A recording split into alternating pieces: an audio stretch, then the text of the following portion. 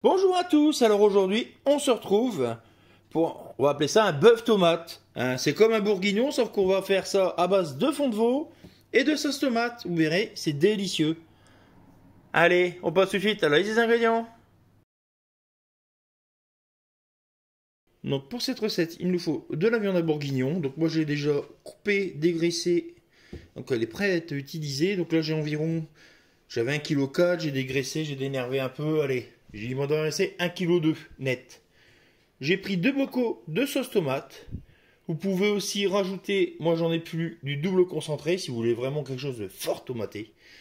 On va faire une garniture aromatique avec un oignon émincé, une carotte épluchée émincée, un peu de vin blanc, un peu d'ail, quelques champignons et j'ai pris 2 litres. J'ai pris 2 litres de fond de veau, donc je l'ai fait pas trop épais, ça sert à rien. On va singer un peu notre viande avec un peu de farine, justement, dans le but de le faire épaissir.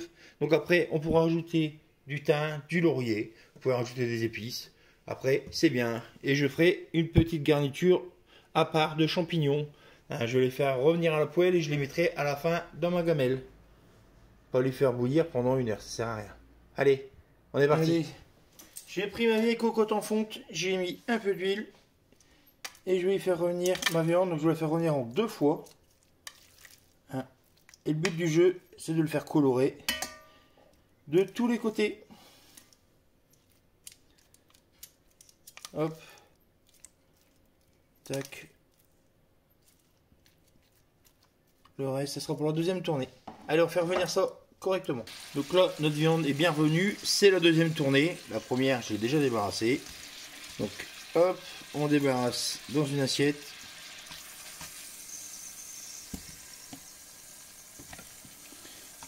Reste là, toi, il se sauve.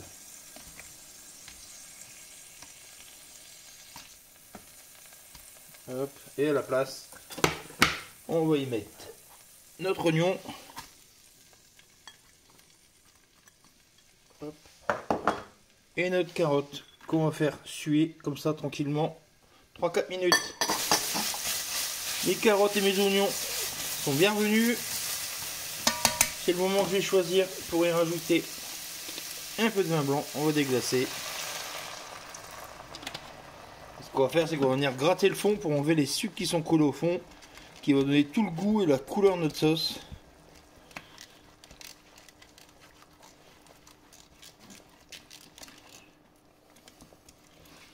On va laisser bien réduire.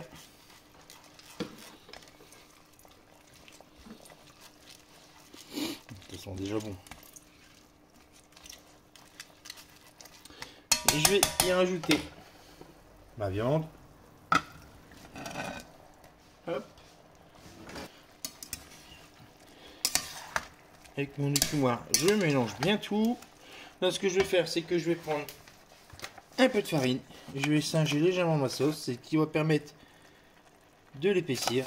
Donc on en met pas trop non plus. Et là on mélange bien. On fait attention surtout que ça n'accroche pas au fond.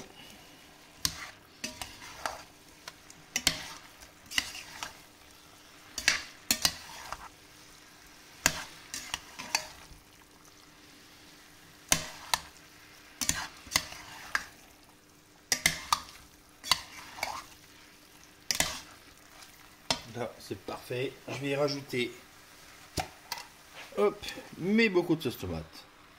Donc j'ajoute mes 2 bocaux. Comme je vous ai dit, si vous avez du double concentré de tomate, faites-vous plaisir.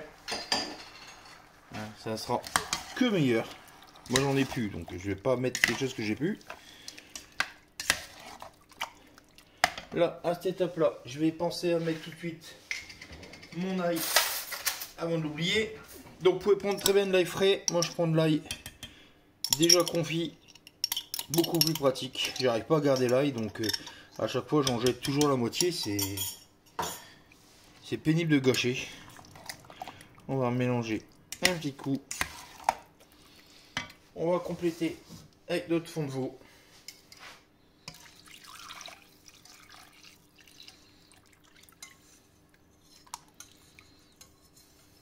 Hop.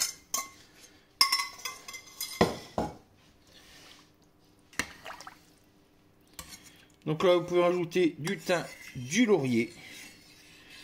Hein, vous pouvez aussi rajouter de l'origan, comme on part sur une base de tomates.